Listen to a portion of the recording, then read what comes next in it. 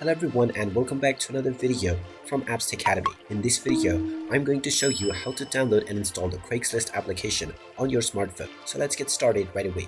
First of all, open up the iOS App Store or the Google Play Store depending on your device.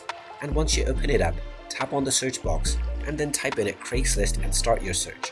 Once you find the Craigslist application, tap on it and you will see the install button. Tap on the install button and this will begin the download and installation of the Craigslist application on your device right away. Just wait for a while until the installation is completed, and when you see the open button you can tap on it to open up the application.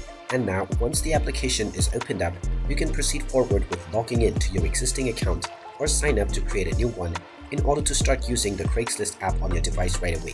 And there you have it. That is how easy it is to download and install the Craigslist application on your smartphone. If you find this video helpful, make sure you hit that like button and subscribe to our channel if you haven't done so already. Also ring that notification bell to never miss another update from us. Thank you for watching and I will see you again in the next video.